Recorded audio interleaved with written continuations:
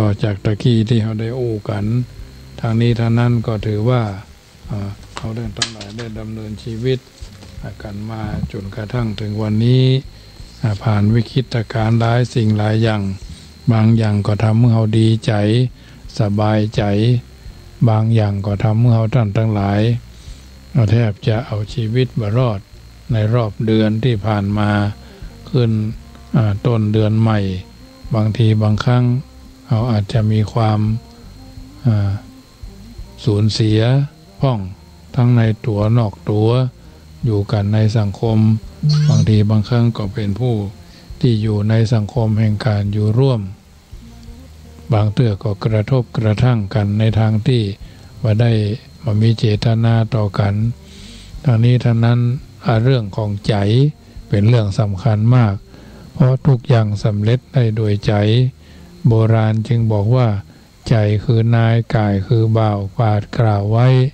ใจเป็นใหญ่เป็นประธานงานทุกอย่างใจเป็นผู้เนรมิตนำทิศทางทุกสิ่งสร้างร้ายหรือดีอยู่ที่ใจเอาปฏิเสธมาได้ว่าความสำเร็จหรือความล้มเหลวอาจจะมาจากจิตใจเกิดขึ้นในชีวิตของเราที่มาจากใจคือความดีความงามความเหมาะความควรคิดบดีคิดดีพูดดีทำดีก็คือความประสบสำเร็จในหน้าที่การงานถ้าคิดบดีอู้บดีทำบดีก็ทำให้ประสบความล้มเหลวดังนั้นเพียงคิดก็สำเร็จแล้วจึงเป็นข้อบ่งชี้ว่าสัจจะใจสัจจะของใจว่าใจนี่อัศจรรย์นักใจนี่มีอานุภาพมากบรรดาฤทธิ์ทั้งหลายในโลกนี้สู้ฤทธิ์ของใจบ่ได้ดังจะหันว่าหากใจคิดว่าทำไม่ได้แค่เอื้อมมือไปเด็ดใบไม้สักใบก็ยังยากแต่หากใจคิดว่าทำได้แม้งานนักแค่ไหนขุดภูเขาถมทะเลก็ยังได้จึงได้ชื่อว่าสำเร็จเมื่อคิดสำเร็จเมื่อพยายามเปิ้นจึงบอกว่าภูเขาแข็งแกร่งกราดฉลาดขนาดหนักถ้าใจรักเสียอย่างก็พังไหวอุปสรรคหนักหนากว่าฟ้าใดใหญ่เท่าใหญ่ยังเป็นรองสมองคนนะความสำเร็จจะเกิดแก่เฮาอยู่บักไก่เลยหากจิตใจเขาไขว่คว้าขอเพียงอย่ายอมแพ้แค่นั้นเองความสำเร็จอยู่ข้างหน้าพยายามทุกความพยายามอาจจะไม่ได้มาซึ่งความสำเร็จแต่ทุกความสำเร็จย่อมล้วนมาจากความพยายามความสำเร็จอยู่ที่ไหนจงมั่นใจเถอะว่าความพยายามอยู่ที่หั่นเคียงคู่กันเสมอมีคำกล่าวว่าคนทำงานถ้าทำด้วยจิตวิญญาณของนักทำงานอย่างแท้จริงตั้งใจจนนอนฝันขยันจนขาขยเยงเก่งจนคนขยาดฉลาดจนคนขยงคือพลังแห่งความสำเร็จความสำเร็จจึงอยู่ที่ความคิดและพยายามดังกล่าวว่าความสำเร็จเมื่อคิดความสำเร็จเมื่อพยายามเพราะฉะนั้นญาติโยมสาธุชนเอาท่านทั้งหลาย1สมอง2มือ2เท้าเอาก็ก้าวไปสู่จุดประสงค์ที่เขาตั้งปรารถนาเอาไว้เรื่องของความคิดและจิตใจเป็นเรื่องสำคัญยิ่งใหญ่มากกายเป็นเสมือนเงาสะท้อนของใจใจของเฮานั้นบ่ต่างอย่างกับห้องที่ว่างเปล่าเมื่อเฮาใส่อย่างเข้าไปในห้องที่ว่างเปล่าสภาพของห้องก็จะเปลี่ยนไปทันทีเป็นต้นว่าเฮามีห้องว่างเปล่าอยู่ห้องหนึ่งเฮาใส่น้ำเข้าไปก็เป็นห้องน้ำเอาใส่พระพุทธรูปเข้าไปก็กลายเป็นห้องพระเอาใส่เครื่องปรุงอาหารเข้าไปก็เป็นห้องครัวเอาใส่เครื่องนอนเข้าไปก็เป็นห้องนอนใส่ชุดรับแขกเข้าไปก็เป็นห้องรับแขกใส่บุคคลสำคัญเข้าไปก็เป็นห้อง VIP ดังนั้นห้องแห่งหัวใจของแต่ละคนก็เช่นกันบ่ต่างอย่างกับห้องพระหรือห้องที่ว่างเปล่านั่นเลยทุกครั้งที่เฮาบรรลุอันหยังบรรจุอันหยังเข้าไปใจในใจ ใจของเฮาก็จะเปลี่ยนไปทันทีเช่นกันเฮาใส่ความเมตตาเข้าไปก็จะกลายเป็นสิ่งที่เอาท่านทั้งหลายปรารถนาเพิ่นว่าความเมตตาเข้าไปก็กลายเป็นคนใจดีใส่ธรรมะเข้าไปก็กลายเป็นคนใจบุญใส่ความโกรธเข้าไปก็เป็นคนใจร้อนใส่ความเลวเข้าไปก็เป็นคนใจซามใส่ความกลัวเข้าไปก็เป็นคนใจเซาะเป็นคนใจเซาะใส่ความเป็นนักสู้เข้าไปก็เป็นคนใจสู้ใส่ความขาดสติเข้าไปก็เป็นคนใจลอย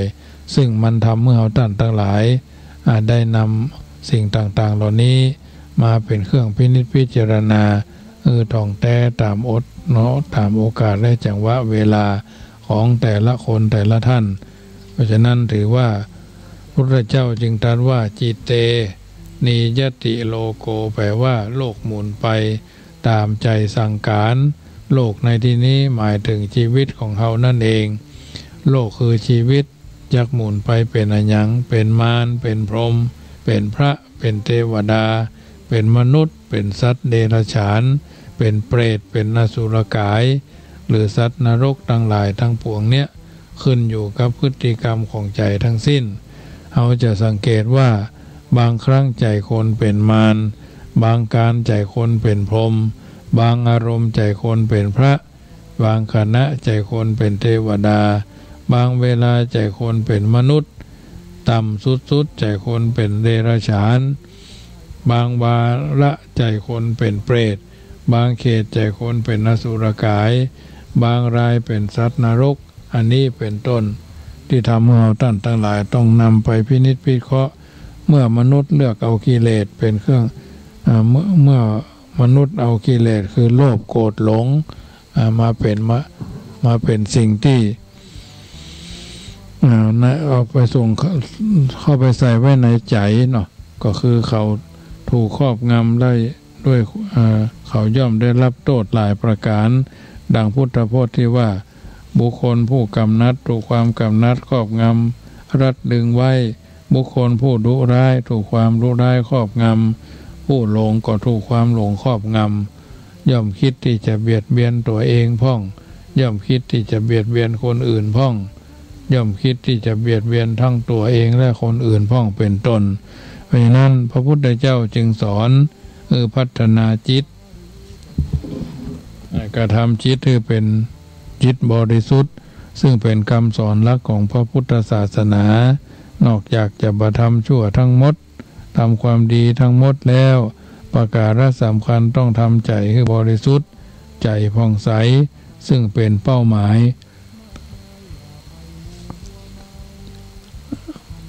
ที่เราท่านทั้งหลายทำกับกระทำบำเพ็ญกันอยู่แล้วทรงสอนให้เราพัฒนาจิตตภาวนาคือการพัฒนาจิตคือมีคุณสมบัติดีงาม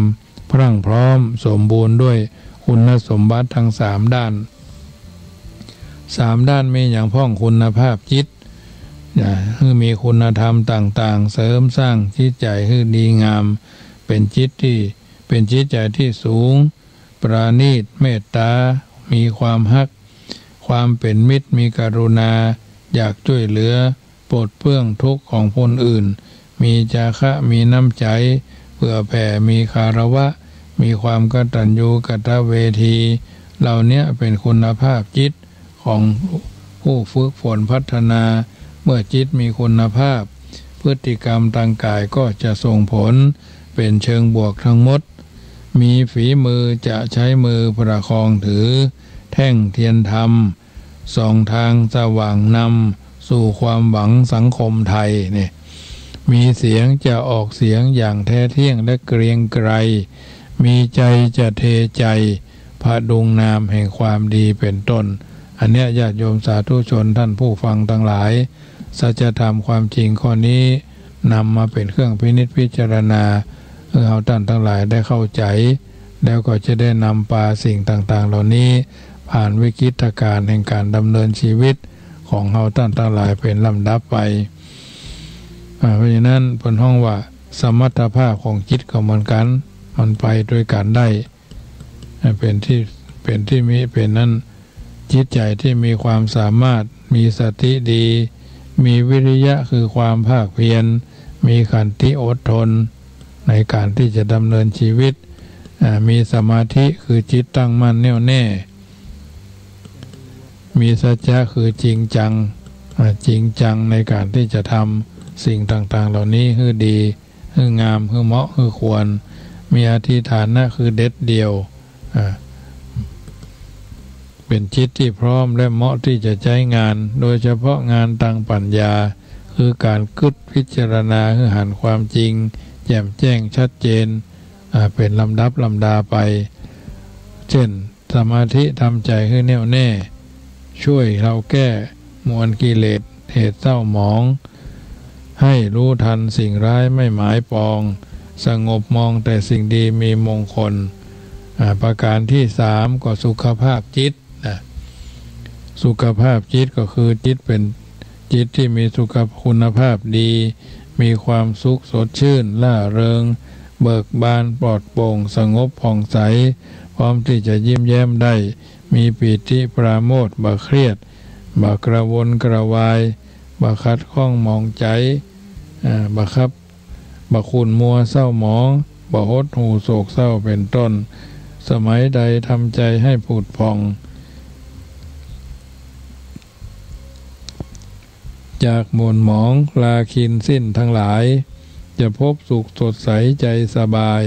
อภิปรายคงไม่ขัดปัจจตังเนี่ยเครื่องชี้คุณภาพจิตที่ดีของคนเท่านั้นจะประกอบด้วย5อย่างก็คือความล่าเริงเบิกบานใจ2มีความอิ่มใจ3มีความผ่อนคลายหรือสงบเย็น4มีความชื่นช่ำรื่นเริงและก็ใจเบาสบาย5มีใจแน่วแน่อยู่ในตัวแบบสนิทและมั่นคงบ่วอกแวกบ่ฟุ้งซ่านบ่หวั่นไหวบ่มีอย่างรบกวนก็เสียบกันเรียบกันบ่รบกวนเรียบสม่ำเสมออยู่กับกิจอยู่กับงานองค์ประกอบทั้ง5ประการเนี้ยเป็นสภาพจิตที่บริสุทธิ์เวลาใดทำใจให้ผ่องแผ้วเหมือนได้แก้วมีค่าเป็นราศีเวลาใดทำให้ใจราคีเหมือนมณีแตกหมดลดราคาอันความสุขทางใจนั้นหายากคนส่วนมากไม่นิยมแสวงหาหวังความสุขเพื่อสนุกเพียงหูตามันจึงหาชักจูงให้ยุ่งใจบ่เท่าแต่นั้นวิธีฝึกใจบ่ให้เป็นทุกข์ลักปฏิบัติตามมรรควิธีจะยังใจให้บ่ทุกข์บังเกิดสุขมีอยู่5ประการมีอยู่4ประการ1รู้จักพอพอเหมาะพอควรพอดีพอมีพอใจพอใจพอเพียงแล้วก็มีสันโดษบ่มีโลภเกินขอบเขตยินดีในสิ่งที่ตนได้พอใจในตนมีเป็นสุขในโลกอย่าตามใจตัวเองเรื่องยุ่งที่เกิดขึ้นล้วนเกิดจากตามใจตัวเองทั้งสิ้นจงกล้าหาญเพื่อเอาชนะตัวเองอย่าอวดเบ่งเก่งพองเพื่อเอาชนะคนอื่นถ้าเฮาได้ทุกอย่างดังที่คิด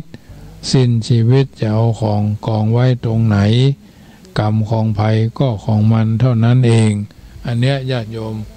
ท่านสาธุชนท่านผู้ฟังทั้งหลายได้ยินได้ฟังสิ่งเหล่านี้แล้วก็นำไปเป็นนิทัศนะอุทาหรณ์ธรรมะเป็นอาหารใจกับทุกคนที่ตั้งใจเอามาปรับปรุงเปลี่ยนแปลงแก้ไขในการดำเนินชีวิตของเราท่านทั้งหลายเป็นลำดับถือว่าทุกคนทุกท่านมีจุดยืนของตัวเองกันอยู่แล้วแต่เราจะทำอาจจะบ่เต็มเม็ดเต็มหน่วยอาจจะบ่ได้ดังที่ปรารถนารู้จักให้ประโยชน์ความสุขแก่คนอื่นอย่างจริงใจไม่ตระหนี่ไม่เห็นแก่ตัวสละประโยชน์ส่วนตนเพื่อคนร่วมชาติบนบันทึกการว่าให้ถูกเวลาเจรจาถูกใจบำเพ็ญประโยชน์กว้างไกลวางตนไว้พอเพียง และฮือเหนือฮือก็คือฮืออภัยในความผิดพลาดบกพร่องของกันและกันเพราะความเข้าใจร่วมกันว่าเมื่อผิดพลาดบกพร่องต้องไม่มองเศร้าก็ใครเล่าไหนเลยไม่เคยผิดดูแต่ดวงจันทราพระอาทิตย์ยังมืดมิดอยู่บ้างบางเวลาคนใดทำผิดต้องหู้ผิดแล้วกลับจิตกลับตัวกลับหางกลับหัวกลับชั่วมาเป็นดีได้ต้องช่วยกันแก้ผิด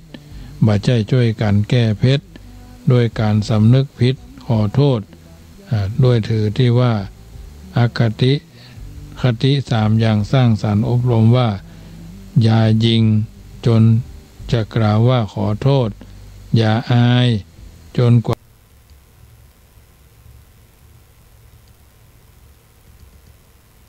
คติสามอย่างสร้างสรรค์อบรมว่า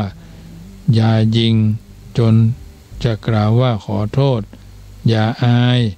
จนกว่าเขาจะบอกใครว่าไม่รู้เกิดในใจก็จะเป็นพลังอันยิ่งใหญ่แก่ตัวตนเฮาท่านทั้งหลายสมกรรมที่ว่าอาโหสิกรรมขึ้นแล้วเพราะอันนี้เองอยากจะทุกชนได้ปรับปรุงแปลงแก้ไขได้ถ้าไม่มีการให้อภัยผิดถ้าไม่คิดจะลืมซึ่งความหลังก็จะหาสามัคคียากลำบากจังเพราะความเพิ่มมีทั่วทุกตัวคนอันเนี้ยสัจธรรมแห่งความจริงที่เราได้จำเป็นจะต้องนำไปเป็นเครื่องพิจารณาประการที่สามรู้จักปล่อยวางหน่วยนักก่อนนักกิ่งนะคะกำกึดยิ่งก่อนนักตัวบารมีใหญ่หลังจากเสร็จผลิตผลตั้งแต่ไปทำเสาก็จะไปรานกิ่งจะไปแต่งกิ่งมันให้มันดีขึ้นคนก็เหมือนกันญาติโยมต้องรู้จักปล่อยวางรู้จักละวางบ่ยึดไก่อย่างไก่สลัดคนสลัดผ้า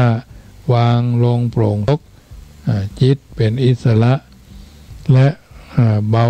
ว่างเป็นธรรมชาติที่จิต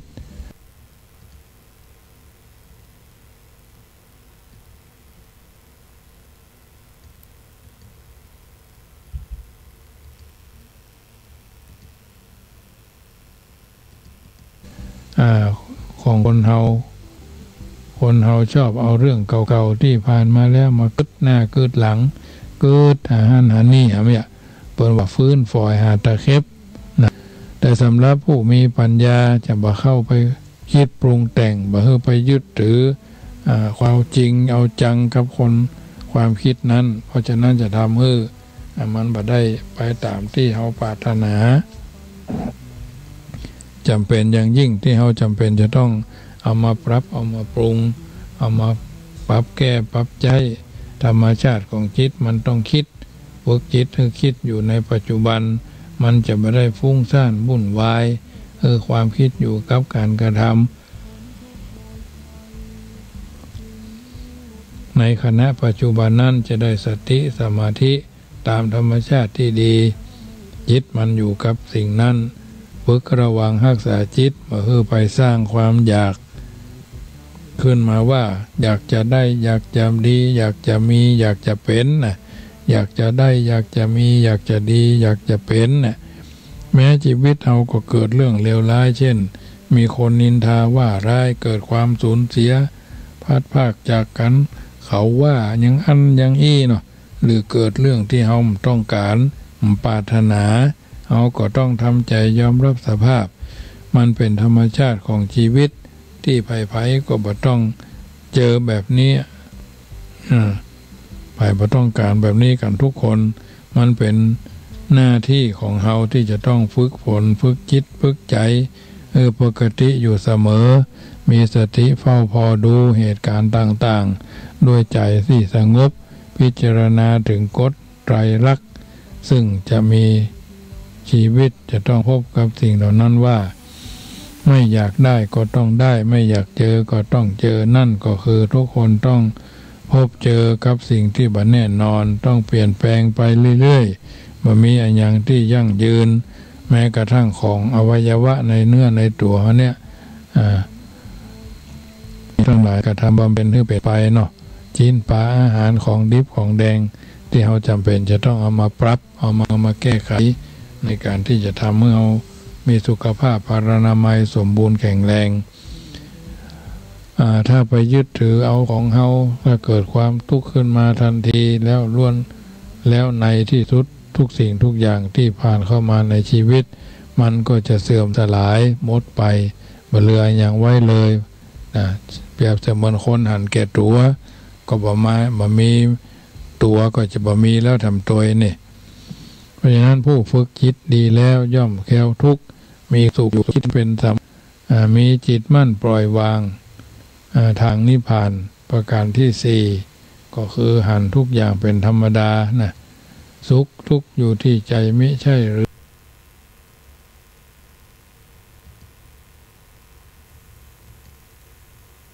อถ้าตัวถือก็เป็นทุกข์ไม่สุขใสเนี่ยอันเนี้ยอย่าใจเสียใจล้วนเป็นธรรมดาทั้งนั้นอย่างกินจิสมุทัยะธัมมังสัพพันตังนิโรธธัมมังสิ่งใดเกิดขึ้นเป็นธรรมดาสิ่งนั้นย่อมรับไปเป็นธรรมดาเมื่ออย่างนอกเหนือไปจากธรรมดา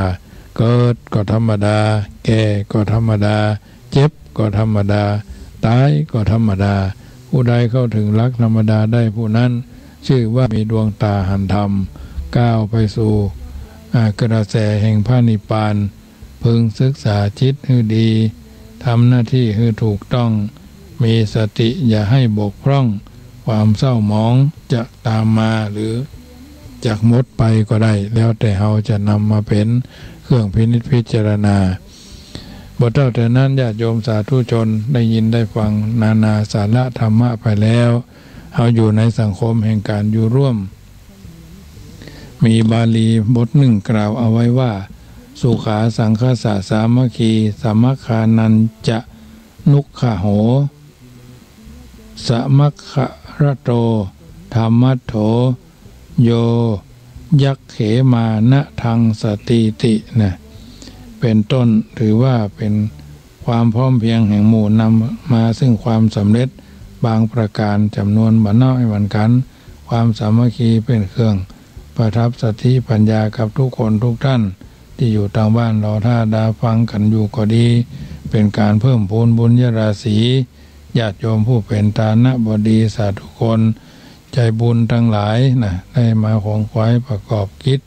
มีการฮือตานปล่อยนกปล่อยปลาปล่อยอาหารสัตว์แล้วแต่เนาะที่จะทำได้อันนี้ถือว่าเป็นความสามัคคีที่ทุกคน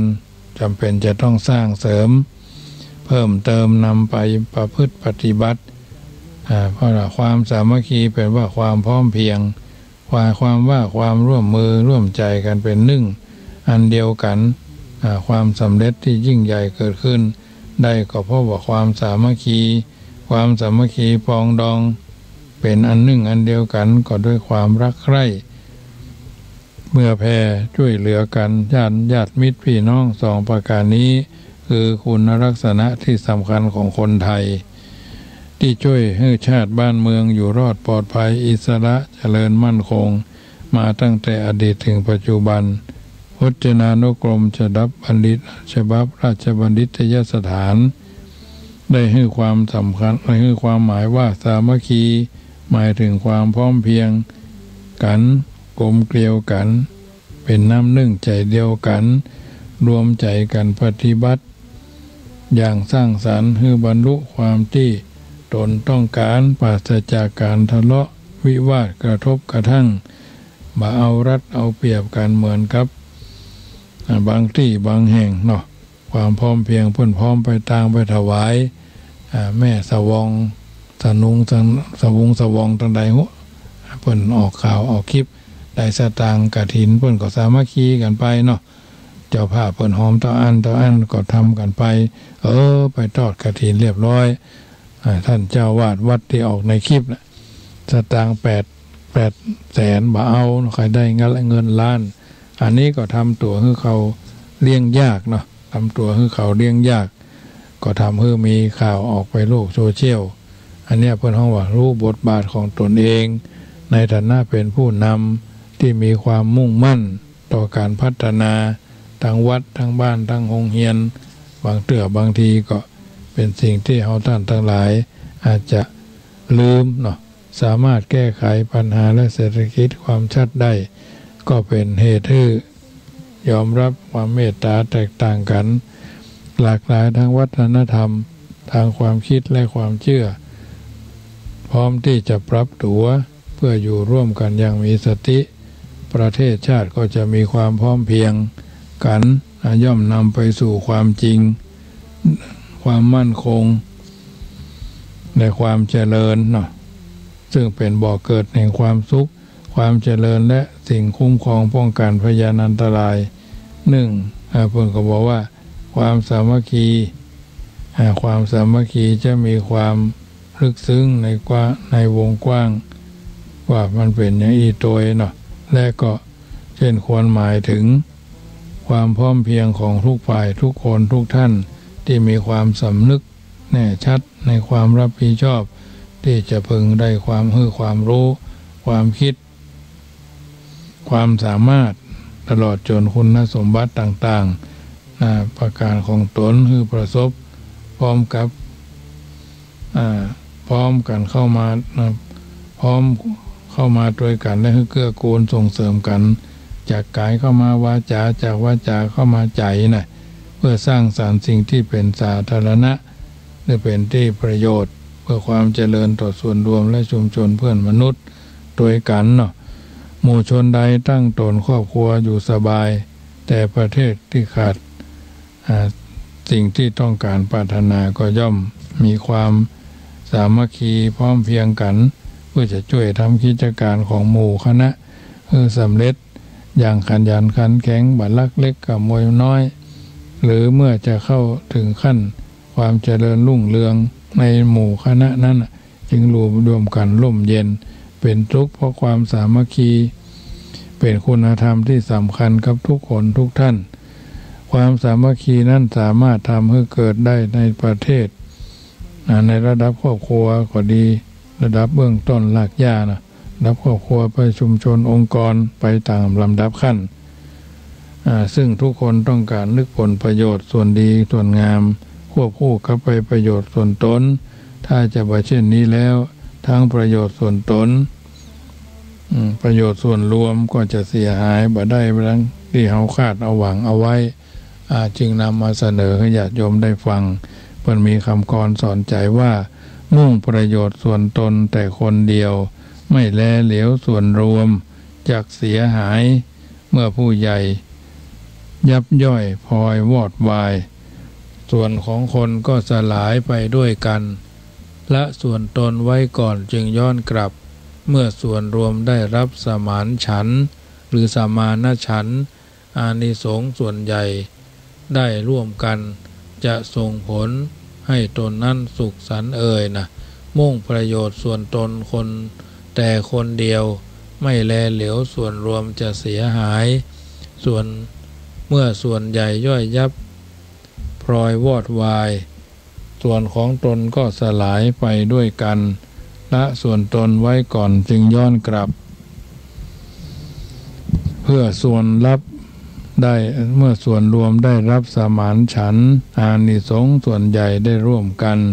จะส่งผลให้ตนนั้นสุขสันต์นะดังนั้นความสามัคคีจึงเป็นคุณธรรมที่ทำให้เกิดความร่วมมือร่วมใจที่สามารถสร้างสิ่งดีที่งามบัณฑิตเป็นอันหนึ่งอันเดียวกันในทางที่ดีที่เจริญมีความพร้อมอยู่ในกายอยู่ในใจของคนไทยมันเจริญให้เกิดขึ้นและศึกษาพอรายละเอียดปลีกย่อยในธรรมะคือเสื่อมประเทศชาติประเทศหรือประเทศไทยมันดำรงอยู่ด้วยความร่มเย็นเป็นทุกข์ตลอดไปได้ทั้งในปัจจุบันและภายภาคหน้าคุณธรรมนี้สำคัญมากในหมู่ในคณะเป็นคุณธรรมที่จะต้องให้เกิดความสุขอย่างจริงแก่หมู่คณะถ้าบุคคลหมู่คณะมีความสามัคคีกันแล้วก็จะประสบความสำเร็จไปตามลำดับการอยู่ร่วมกันเป็นบริษัทหรือเป็นหมู่คณะตั้งแต่2 คนขึ้นไปบางครั้งอาจจะมีการกระทบกระทั่งกันเป็นธรรมดา บ่ได้ตั้งใจนะมีการทะเลาะวิวาทบาดหมางกันอาจจะเป็นพี่เป็นน้องร่วมครอบครัวเดียวกันเนี่ยเพื่อนร่วมตองน้องร่วมพี่เป็นอาศัยสิ่งที่เป็นเหตุที่ระลึกถึงกันในการที่อยู่ร่วมกันในสังคมมีความสุขความสงบมาทะเลาะเบาะแว้งอย่างกันนะมาทำร้ายตัวเก่านะที่เรียกกันว่าสารานิยธรรม6ซึ่งมีธรรมะเหมาะเป็นบรรณาการกับทุกท่าน1เมตตากายกรรมคือทำดีต่อชีวิตนะแสดงไมตรีจิตต่อสิ่งที่ดีที่งามต่อเพื่อนต่อคนอื่นด้วยการช่วยเหลือธุระภาระต่างๆให้เต็มใจแสดงอาการกิริยาคนสุภาพความเคารพนับถือทั้งต่อหน้าและรับหลังต่อมาก็เมตตาวจีกรรมหรืออู้กันด้วยเมตตาคือช่วยบอกสิ่งที่เป็นประโยชน์สั่งสอนหรือแนะนำตักเตือนกันด้วยความหวังดีบ่เพื่อผลประโยชน์ แสดงความเคารพนับถือทั้งต่อหน้าและรับหลังเมตตามโนกรรมหรือคิดต่อกันด้วยเมตตาคือตั้งจิตปรารถนาคิดทำแต่สิ่งที่เป็นประโยชน์แก่กันและกันบ่นักก็น้อยมองกันในแง่ดีสามัคคีจะยั่งยืนชีวิตจะราบรื่นเพราะมีพื้นการศึกษาดีประการต่อมาเมตตาวจีกรรมต่อกันในคำอู้คำกล่าวเมตตามโนกรรมหรือทิศต่อกันด้วยเมตตาคือตั้งจิตปรารถนาดีคือทำสิ่งที่เป็นประโยชน์แก่กันมองกันในแง่ดีมีหน้าตายิ้มแย้มแจ่มใสต่อกันประการที่สี่สาธารณโภคีหรือได้มาแบ่งกันกินแบ่งกันใจแบ่งบรรลาภผลที่ได้มาโดยชอบธรรมแม้เป็นของเล็กน้อยก็แจกจ่ายคือมีส่วนร่วมใช้สอยบริโภคทั่วกันประการที่ห้าศีลสัมมัญญาตาเป็นหลักธรรมในสารานิยธรรมก็คือประพฤติดีเหมือนเขามีความประพฤติสุจริตดีงามรักษาระเบียบวินัยของส่วนร่วมบ่ทำตนให้เป็นที่น่ารังเกียจหรือทำความเสื่อมเสียให้หมู่คณะประการที่6สีทิฏฐิสามัญญาตาหรือปรับความหันเข้าหากันคือความเคารพฟังความคิดหันกันมีความหันชอบเข้าร่วมกันตกลงกันได้ในหลักการสำคัญยึดถืออุดมคติหลักแห่งความดีงามหรือจุดหมายอันเดียวกันธรรมะถึง6ประการเนี้ยญาติโยมการทำการอู้ติดต่อกันโดยเมตตามีน้ำใจแบ่งปันญาตมาภาพจัดรายการวิทยุโยมพ่อโยมแม่โยมพี่โยมป้าโยมอาโยมอาก็อยู่ทางบ้านก็มีน้ำใจโทรศัพท์กันเข้ามาบอกเบอร์ก็โทรกันเข้ามาตามนั้นอันนี้ก็ถือว่าด้วยใจด้วยกายด้วยใจด้วยวาจาเนาะด้วยจิตใจที่สำคัญน้ำเพชรที่ว่าใสๆยังสู้น้ำใจที่บริสุทธิ์มาได้ยังแห่มจำนวนเยอะมากมายที่เพิ่นมาได้โทรเข้ามาเพราะท่านแสดงน้ำใจอยู่ที่บ้านเป็นน้ำใจที่ทรงคุณค่ารับฟังความคิดเห็นซึ่งกันและกันสามารถเคารพนับถือกันช่วยเหลือดูแลกันมีความพร้อมเพรียงกันมีความร่วมมือกันผนึกกำลังกันเป็นน้ำหนึ่งใจเดียวกันหากเราทุกคนได้ปฏิบัติก็จะเกิดคุณค่าที่ก่อให้เกิดความสุขความสามัคคีในการอยู่ร่วมกันในสังคมด้วยดีและมีความสงบสุขปลอดภัยอันเป็นสิ่งที่เราทุกคนล้วนปรารถนาความสามัคคีมี2ประการก็1สามัคคีความพร้อมเพรียงกันในด้านกายได้แก่การร่วมแรงร่วมใจกันอย่าสนับสนุนส่งเสริมในการงานของหมู่คณะสำเร็จลุล่วงไปบ่ดังเกียจเกี่ยงบ่ลังเกียจเกี่ยงงอนบ่แกงยิ่งบ่แกงแย่งชิงดีชิงเด่นบ่แตกแยกกันเป็นก๊กเป็นเหล่า 2. การพร้อมเพรียงกันทางใจได้แก่มีใจฮักใคร่หวังดีต่อกันบ่บาดหมางบ่เกลียดชังมีความคิดเห็นกลมเกลียวร่วมใจกันปรึกษาหารือหาทางแก้ไขปัญหาช่วยกันกึศอ่านการงานของหมู่คณะแม้ด้วยใจซื่อตรงและหวังประโยชน์ส่วนรวมเป็นใหญ่บ่ทำความคิดเห็นแตกต่างบ่คิดชิงดีชิงเด่นด้วยอำนาจทิฐิมานะความฮักความสามัคคีจึงเป็นเรื่องสำคัญที่จะนำความสุขความเจริญมาสู่สถาบันต่างๆเริ่มจากสถาบันน้อยๆในครอบครัวที่อยู่ด้วยกันด้วยความรักความเข้าใจรู้จักรักษาน้ำใจซึ่งกันและกันมีความเคารพต่อกันยอมรับฟังกันรู้บทบาทหน้าที่ของตัวเองช่วยเหลือเกื้อกูลกันและเมื่อเข้าสู่สังคมใหญ่ขึ้นกว้างขึ้นคงเป็นไปบ่ได้ที่จะทำให้ทุกคนฮักกันแต่ทุกคนก็งดเว้นการเบียดเบียนกันได้ถึงแม้จะบ่ฮักกันเคารพกันซึ่งกันและกันแต่ก็มีถึงแม้จะบ่ฮักกันก็เคารพซึ่งกันและกันได้โดยการยอมรับความแตกต่างระหว่างกันและกันเป็นต้นก็ทำให้สิ่งต่างๆเหล่านี้เป็นไปหลายเรื่องเป็นไปหลายประการนะบ่เบียดเบียนกันทุกคนสามารถบ่ไว้วางใจกันบ่ต้องคอยระแวงระวาดระแวงกันรู้สึกเสมอกันยิ่งเอามองกันว่าคนนั้นสูงส่งกว่าเฮาก็เกิดทิฐิเฮาจะเป็นคนที่มีผมด้อยไปเหียเสมอกันเฮาก็จะแข่งขันกันนำละเพิ่นพอเพิ่นต่ำกว่าเฮาก็จะดูถูกเหยียดหยามเพิ่นทำละเพิ่นถึงบอกคือมองกันในแง่ดีสามัคคีจะยั่งยืนเนาะชีวิตจะราบรื่นเพราะมีพื้นการศึกษาดี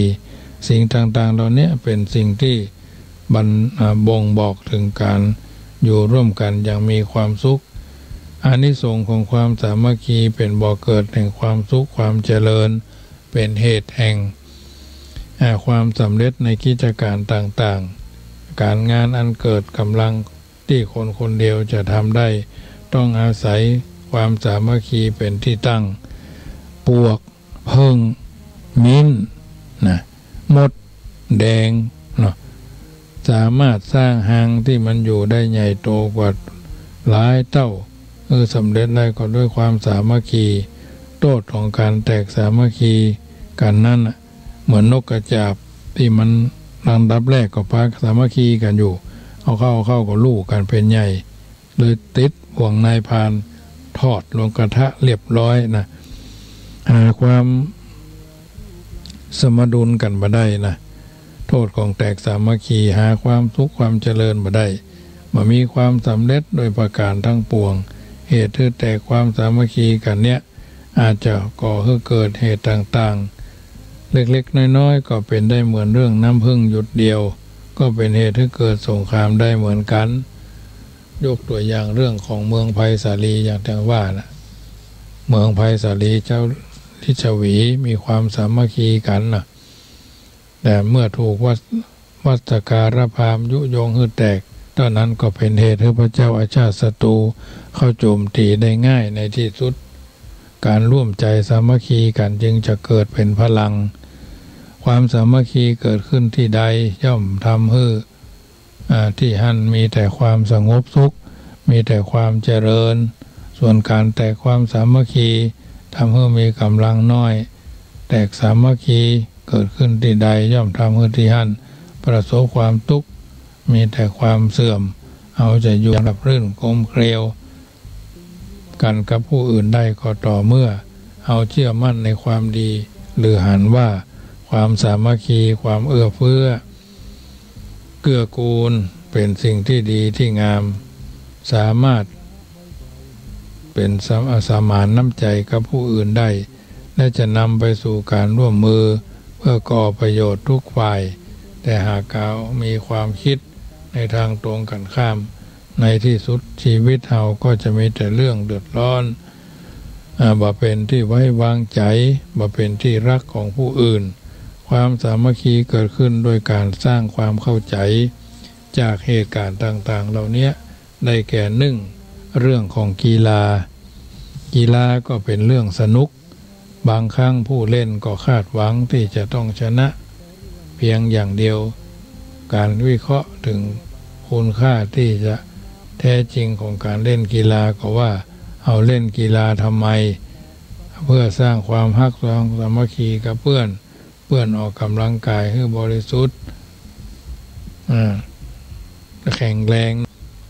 การที่เฮาแพ้แท้จริงแล้วเป็นประโยชน์หรือเป็นโทษต่อเฮาจะได้ฝึกฝนพัฒนาสามารถทำดีกันต่อไปทั้งยังฝึกฝนและฝืนตัวเองจากการเล่นกีฬาตามกติกาที่กำหนดไว้ ว่าจะเป็นเปตองหรือฟุตบอลเนาะกำหนดไว้บ่มุ่งหวังชนะนึกถึงความรู้สึกของคนอื่นรู้จักเหงื่อภัยกล้ายอมรับผิดชอบกล้ายอมรับผิดและจะแก้ไขปรับปรุงตัวเองใหม่เรื่องการทำงานเป็นกลุ่มนี่ก็เหมือนกันการรับผิดชอบต่อหน้าที่ได้รับมอบหมายจะช่วยให้เราสามารถทำงานได้ยากลำบากให้สำเร็จที่ยากลำบากให้สำเร็จลงได้ช่วยให้เกิดความมั่นใจในตัวเองเพราะเราสามารถช่วยป้องกันฟันฝ่าอุปสรรคจนล่วงไปด้วยดีผลดีจากการช่วยการทำงานเป็นกลุ่มก็คือสัมผัสความคิดเห็นและวิธีการทำงานแตกต่างกันเป็นการพยายามขยายมุมมองและประสบการณ์ให้กว้างขึ้นช่วยเหลือให้เกิดการเรียนรู้ที่จะยอมรับความแตกต่างทำให้คำนึงถึงความดีความคิดความต้องการของผู้อื่นมากขึ้นแทนที่จะยึดติดกับความคิดและการต้องการของคนอื่นอย่างเดียวประการต่อมาแลกเปลี่ยนประสบการณ์และความคิดเห็นหลังจากที่ทำงานร่วมกันแล้วทบทวนแล้วไตร่ตรองแล้วพิจารณาร่วมกันแลกเปลี่ยนประสบการณ์ความคิดเห็นต่างๆจากการทำงานร่วมกันอย่างเป็นข้อดีจากการทำงานครั้งนี้และมีอย่างที่จะต้องปรับปรุงให้ดีขึ้นเพื่อจะทำให้งานนั้นดีขึ้นมีจุดบกพร่องการทบทวนเนี่ยก็ทำให้ได้แง่คิดความรู้บทเรียนอันหลากหลายจากการร่วมงานหรือผู้ใหญ่ในชุมชนซึ่งเป็นประโยชน์แก่ตนเองและยังช่วยให้แต่ละคนได้ประสบการณ์ของตนเองสามารถสรุปเป็นข้อคิดบท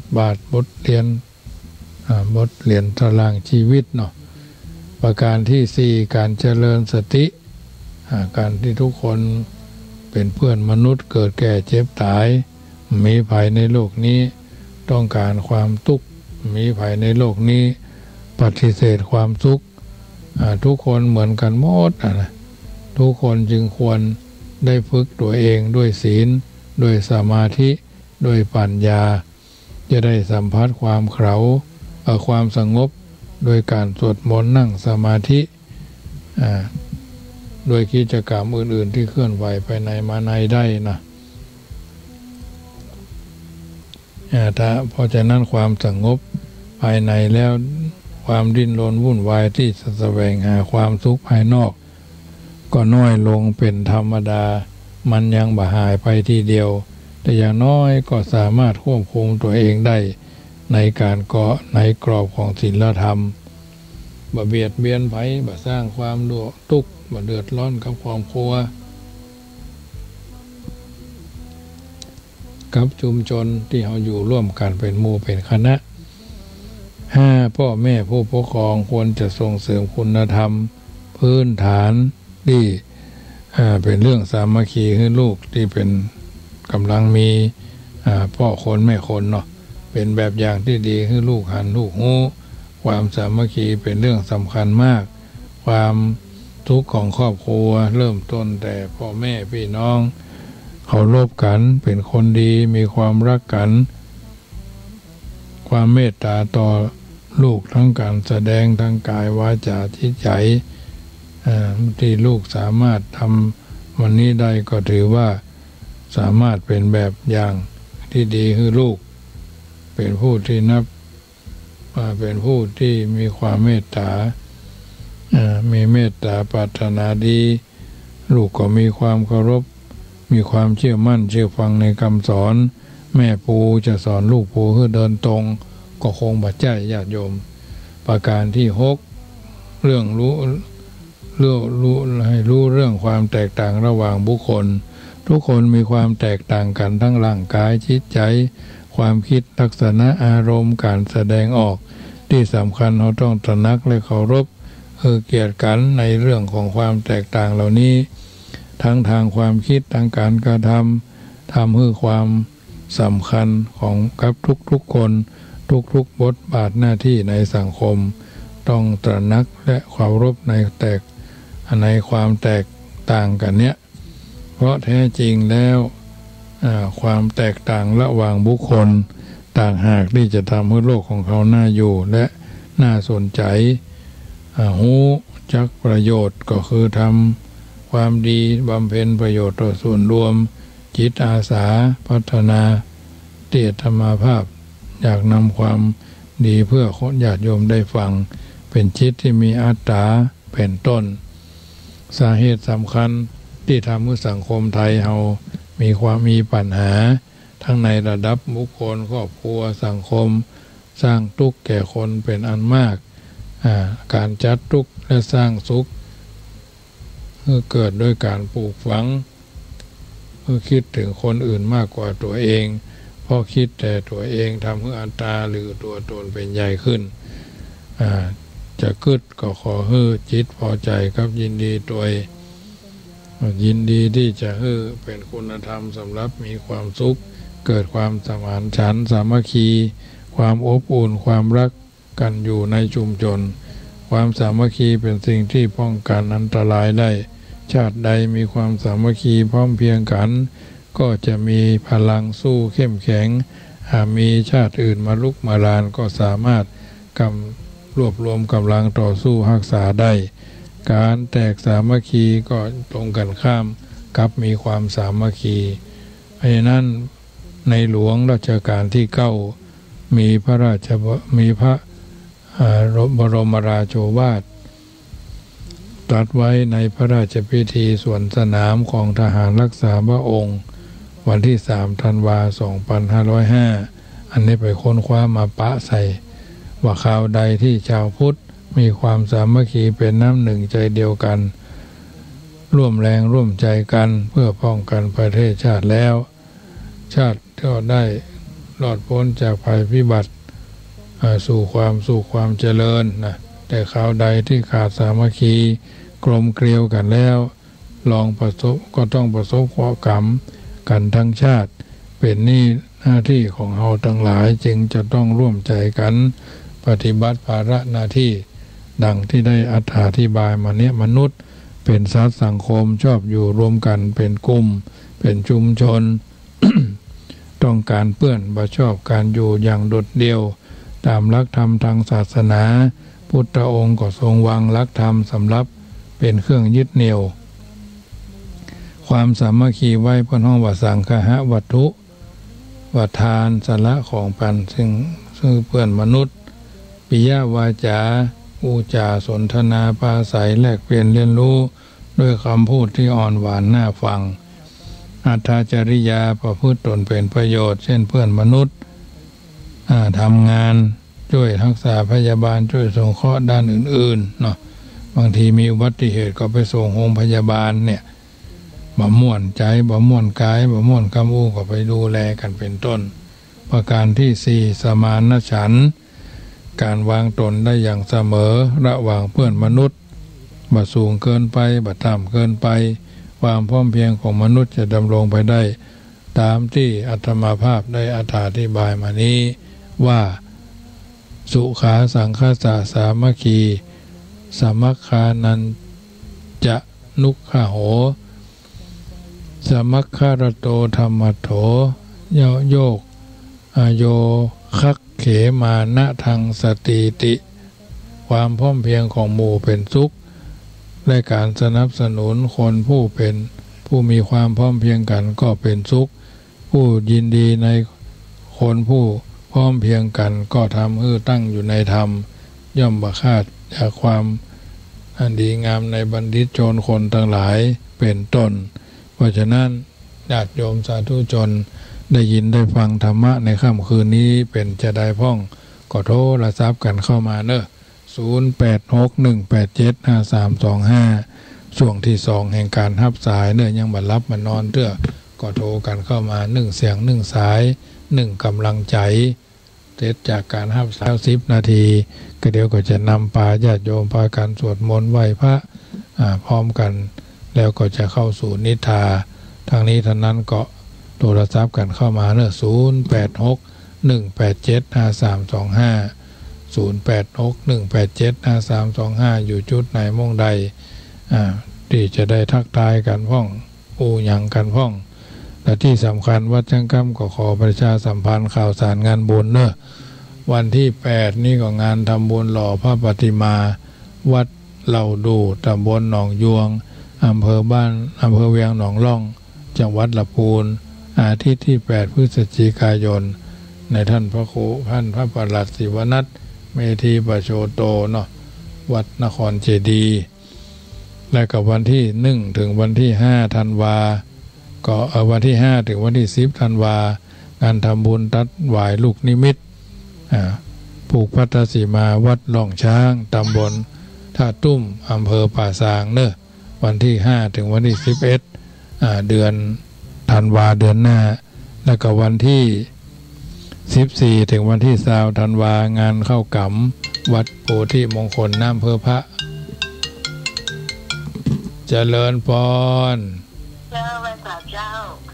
ไม่ยินหน้าเดียววันนี้ที่ว่ามีจบมาได้ฟังทุท้ายไปเนาะเจ้าได้ฟังทุท้ายหน้าเดียวก็เนี่ยมาเปิดตอนได้ยินอยู่ก็ยินใหญ่อยู่เจ้าฝนหายแล้วเนาะเจ้าฝนมันมีเจ้าวันนี้มาขับตัวมีอากาศก็เริ่มเย็นแล้วเนาะเจ้าเย็นเจ้าโมทนาเป็นกำลังใจเนอเจ้าเจริญพรแม่บ้านนันทารามสารพีสายที่1ช่วงที่2เนาะ0861875325โทรกันเข้ามาเนอะตะกี้ช่วงแรกสายหลายเนาะมีเจริญพรฟังกันด้วยฟังสั้นอยู่เด้อเจ้าเข้าใจดีเนาะโอ้เจริญพรไม่ขวาเจ้าจากไหนนี่ฟังอยู่เนอะตำบลโมงเจ้าท่านชัดเจนอยู่เนาะ104เจ้าชัดเจนเจ้าเป็นกำลังใจเนอะเจ้าเลยเจริญพรพี่น้องอุโมงค์ฟังชัดเจนอยู่วัน0861875325แม่จรูนป่า5ฟังอยู่นั่นดาวตาดูดาวนอนแล้วก็นอนฟังเนาะสบายดีนะท่านสบายดีแม่เป็นได้เป็นตื่นเวลาได้รับเผื่อเนาะเป็นกำลังใจแม่จรูนเนอะต่อมาโทรเข้ามาเนอะ0861875325เหลือเวลาแถม5นาทีเนอะจะเปิดสายให้ญาติโยมโทรกันเข้ามา1เสียง1สาย1กำลังใจก็ประชาสัมพันธ์นี่แล้วเนอะวันที่1ถึง14เจริญพรแม่ครูฟังอยู่นะเจ้ามารับนะเจ้าแม่ยอดหายแซ่บระวังเนี่ยไม่ยอดบอกว่าบางครั้งมันขึ้นหามาได้ถ้ามันนอนบนบ้านแล้วขึ้นแล้วใครดีเนาะเจ้า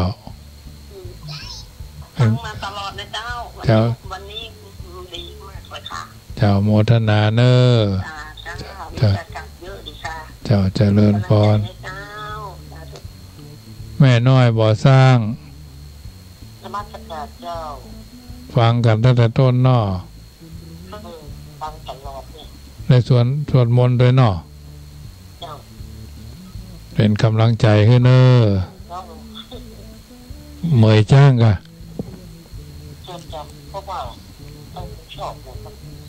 เจ้าโมทนาแม่เนอเจ้าแม่กันที่นีเวียงป่าเป้าเจ้าไว้สาเจ้าส่งซีพื้นเปิดได้อยู่เนาะเจ้าได้อยู่จากได้อีตาจากอยู่เจ้าเป็นกำลังใจแม่เนอเจ้าถ้าเจริญพรอันนี้เพิ่นเวียงป่าเป้าในเกาะไรเฟซเพิ่นลูกหลานสอนให้เล่นเฟซมีอย่างก็ยังแควนน้อยเนาะมีไลน์ก็ฟังได้ก็ส่งคลิปซึ่งหลายคนโยมดูซิดโป่งทีวีเวียงป่าเป้าเพิ่นทำก็ส่งให้ญาติโยมทุกคนเนาะบางคนเพิ่นมีโอกาสได้ฟังต่อเนื่องอาจจะฟังใน YouTube ก็ได้เนอะเสียงธรรมก่อนหลับตากลางคืนเสียงธรรมะรับอรุณช่องเจ้าเนี่ยหลายที่หลายทางญาติโยมโทรกันเข้ามาฟังกันแต่รายการนี้จะไม่ได้ซ้ำรายการเดิมว่าไปใหม่เรื่อยๆญาติโยม84,000 พระธรรมขันธ์ก็หรอมันจะน้อยๆแม่บ้านแม่โจ้โทรเข้ามาใหม่เนอะขี้เปิ้นไทยจะโทรเข้ามามันสายซ้อนสายเนาะเหลือแถม3 นาทีเนอะจะโทรศัพท์กันเข้ามาก็ประชาสัมพันธ์ข่าวสารงานบุญแถมเนอะ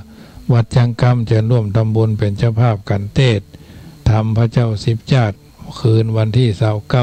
29พระเจ้า10 จาด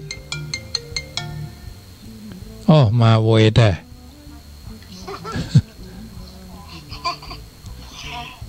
อันคืนบ่ใครดีกะเหมือนกันฟังเยอะเลยเจ้าเป็นกำลังใจให้เนอะกำลังใจกันนะเจ้าเจริญพรแม่ยอดพอยังตัวเพิ่นน้อยเนาะเสียงตัวน้อยยังว่านะยังเพิ่นไม่เอาอาตมานะกะวันที่9วันที่10เนี่ยวันที่10กับวันที่9วันหลวงพ่อเจ้าคณะอำเภอฝางเพิ่นจะลงมาฮับโล่มูลนิธิพระครูบาเจ้าศรีวิจัยเนาะนี่เพิ่นได้รับรางวัลรับโล่เกียรติคุณว่าพระครูสุจิตานุรักษ์เพิ่นจะมาถ้าจะมานอนทางฝั่งทางวังเฮอดอยหล่อกับหมู่วัดไหนจะมาแวะก็เลยว่าแม่จงดีเพิ่นก็โทรศัพท์มา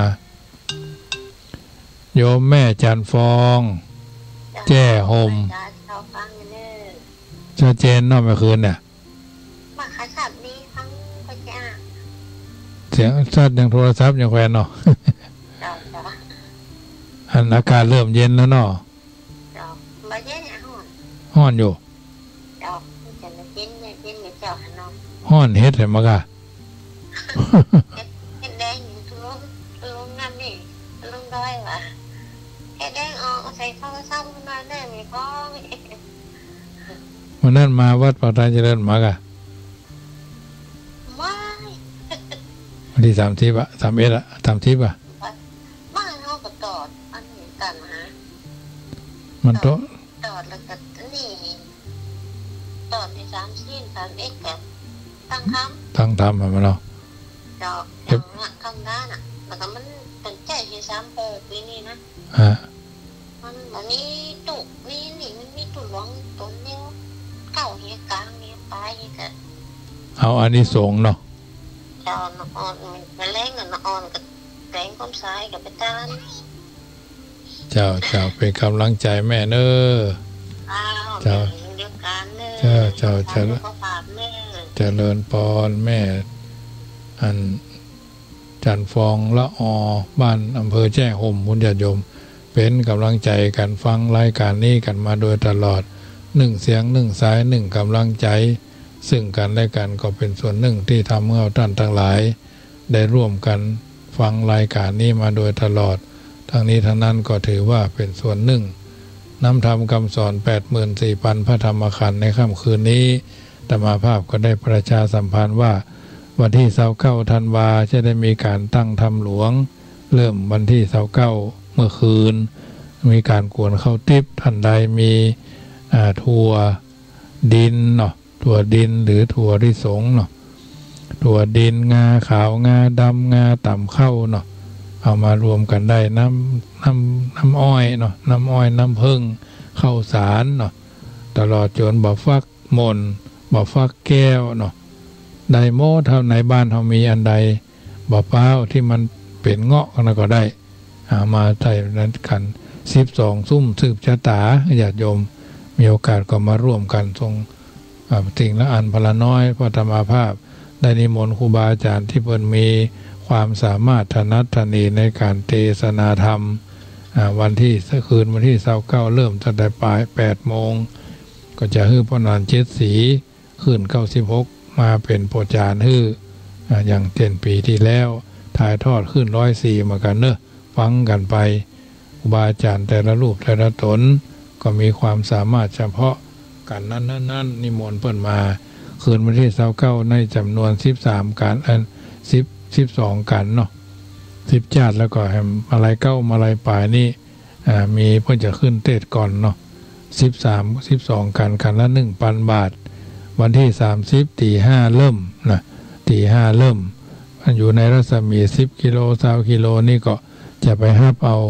วันโดยเฉพาะวันเทศธรรมนี่ก็ไปเจ้าเกี่เข้างายที่วัดจังกำนี่แหละมาเกี่เข้างายเพศก็ได้มา15 กิโล20 กิโลนี่ก็จะเอารถไปฮับท่านได้10 คนนะ10 คนนี่บริการรถไปฮับแต่ก็ต้องมาฟังธรรมเทศมาฟังเทศฟังธรรมจนจบนะเริ่มตี 5ถ้าทุกเจ้ามาตามลำดับนี่ก็สักทุ่มปลาย2 ทุ่มนี่ก็จบระยะโยมถ้าทุกเจ้าขาดระยะน้อยก็อาจจะเลทเวลาไปน้อยนึงนะคืนวันที่30นี่13กันละจำนวน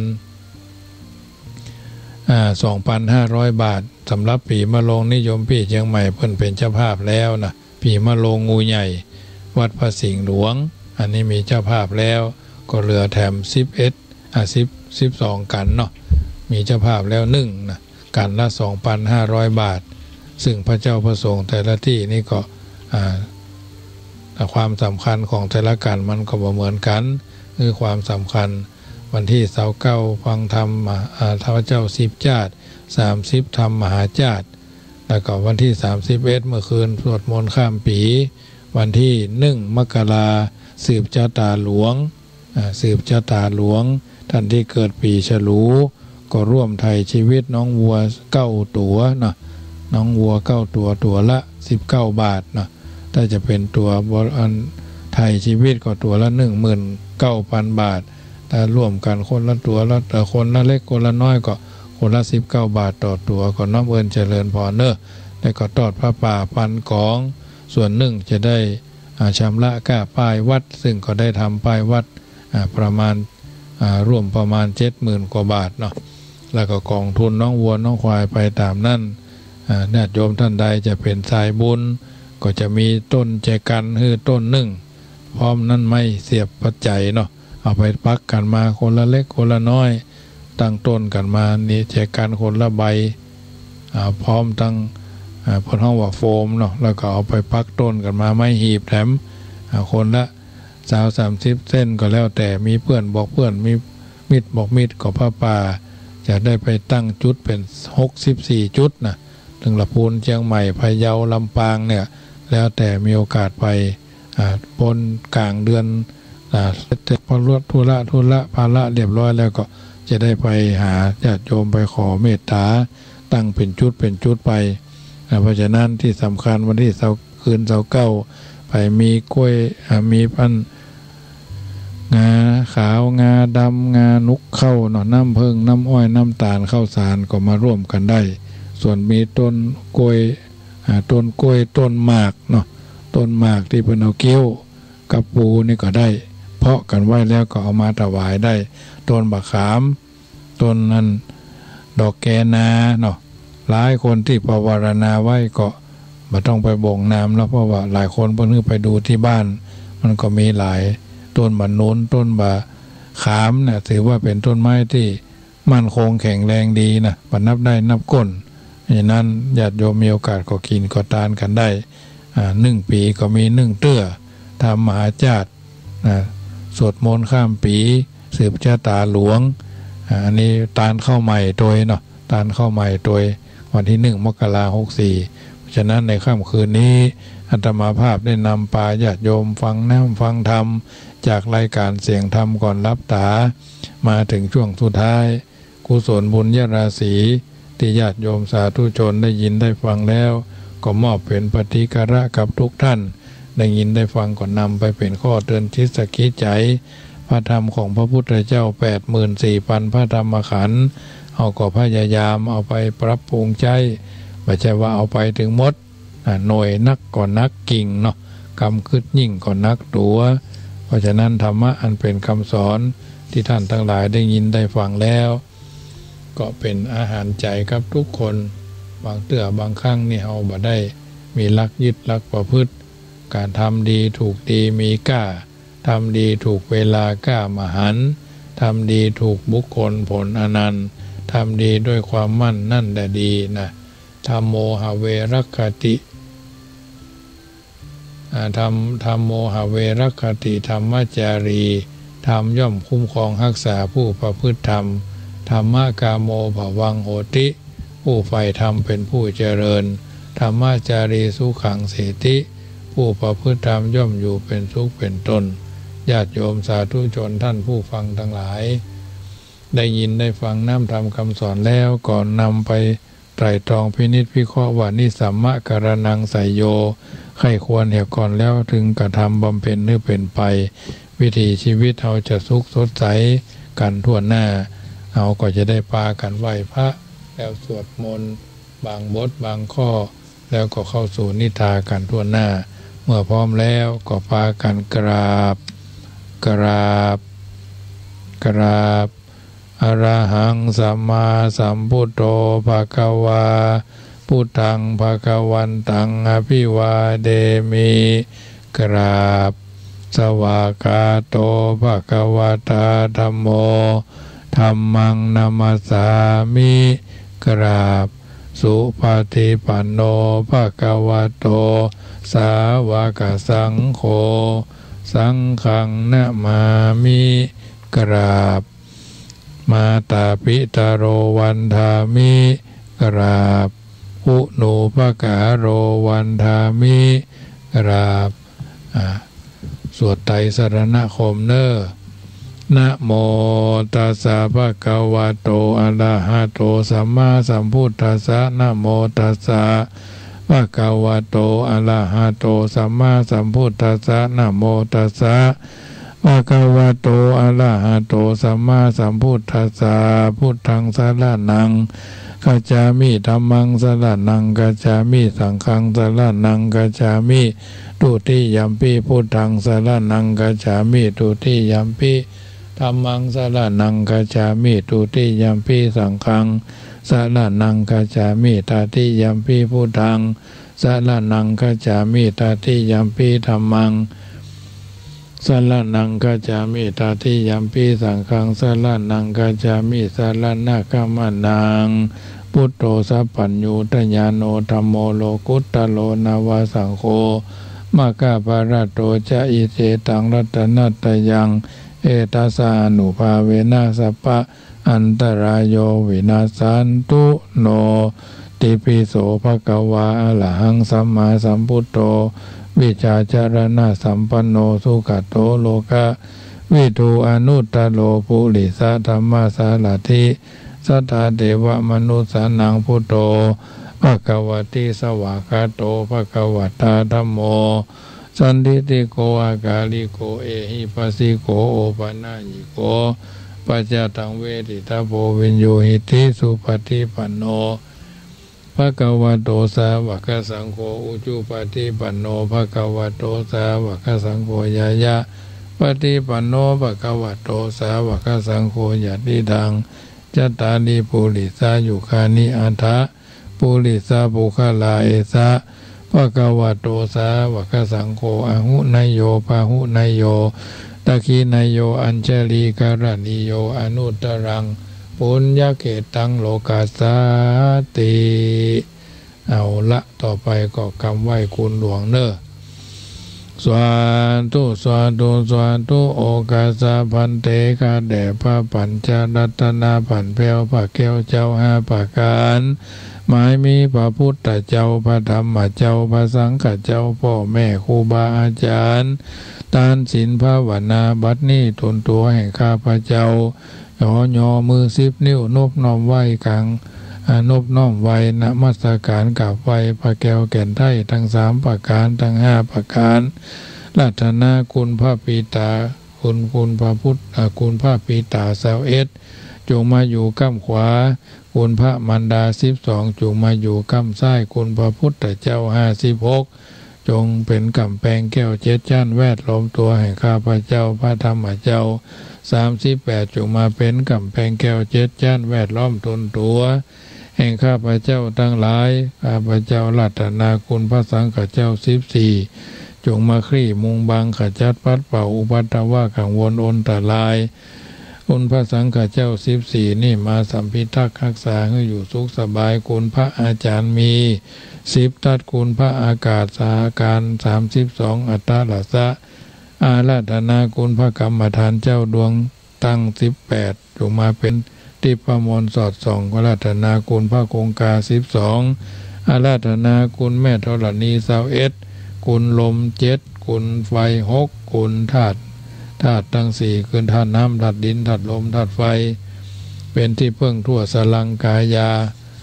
บ่เท่าแต่นั้นอาราธนาคุณอากาศ10ทัศคุณอาการะ21คุณอัคระ33คุณนิสวาสอัสวาสปัสสวาสคุณศีล5คุณศีล8คุณศีล10คุณศีล227คุณปัญญาญาณพระโสดาสกิตากาอนาคาอรหันตาอาคุณมรรค4พละ4นิพพาน1เป็นเก้าพระพุทธเจ้ามี56แล้วก็พระปริยัติธรรมเจ้า30รัต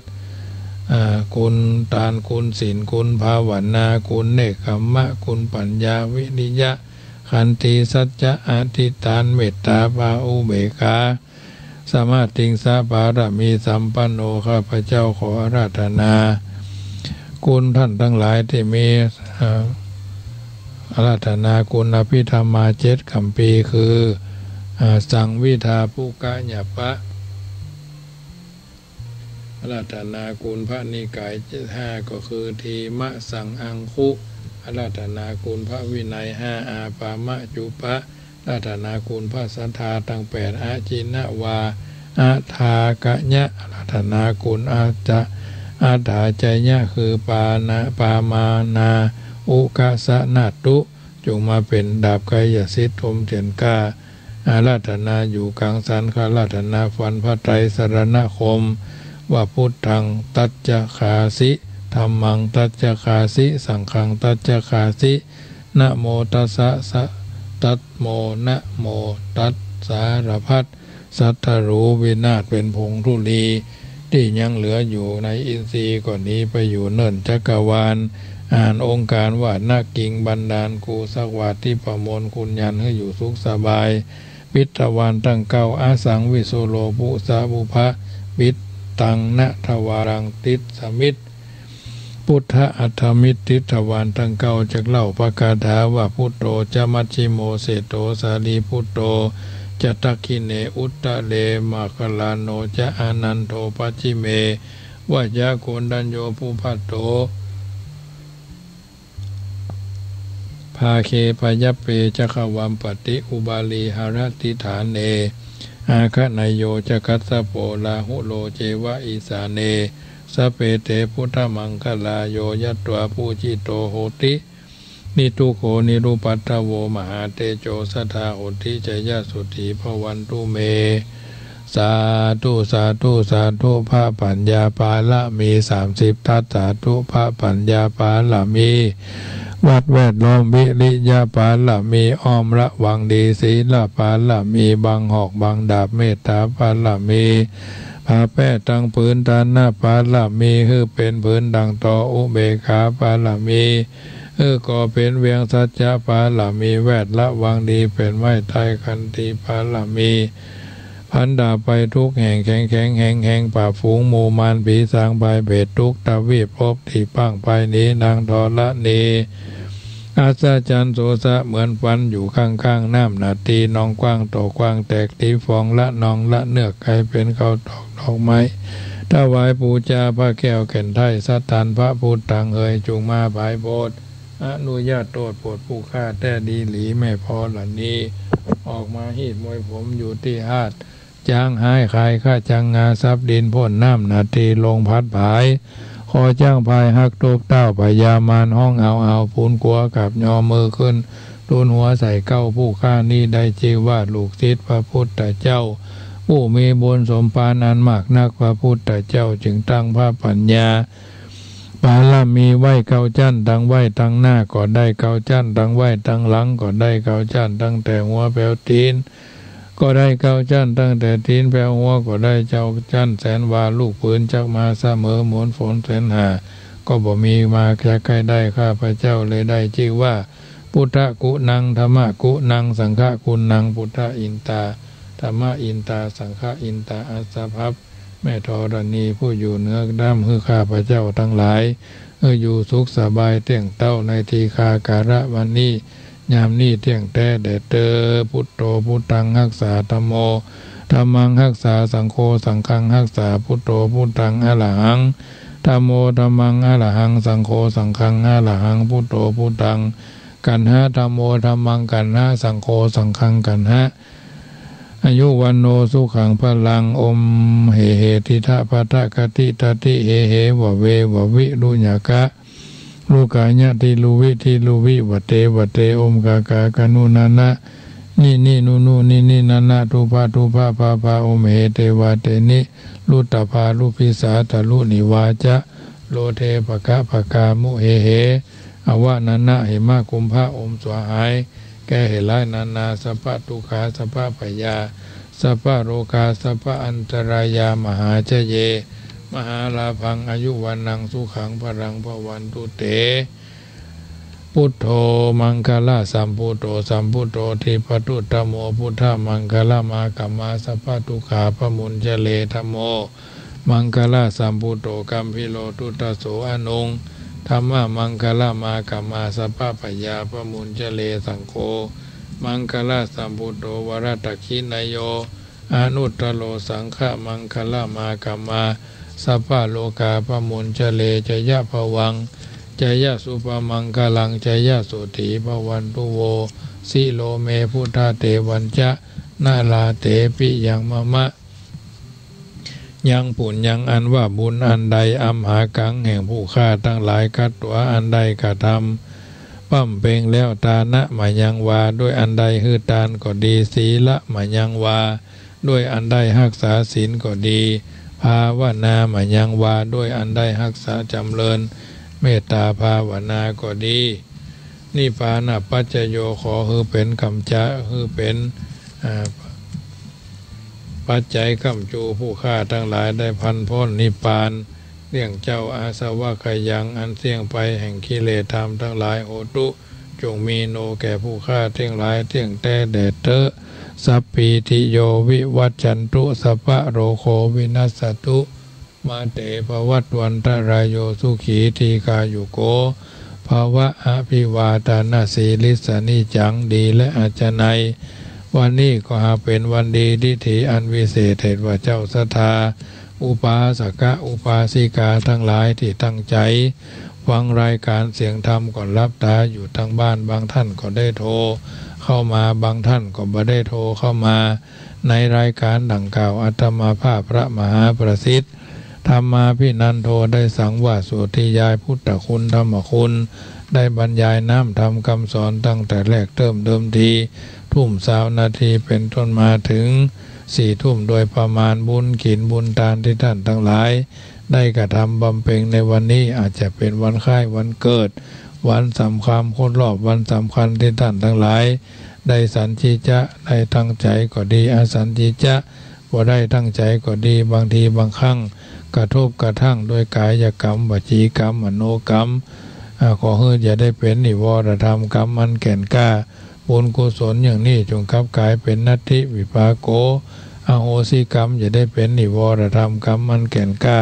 แห่งผู้ฆ่าทั้งหลายเที่ยงแต่แดดเตอะบุญกุศลดังกล่าวคับกายเป็นชัดแก้วพิดานคำขี้มุงบังกวาดไกวกวาดแกว่งเอาสัพพทุกข์สัพพโศกสัพพโรคสัพพภัยสัพพข้อเสนียดจันไรพิราชกาดกาข้าพเจ้า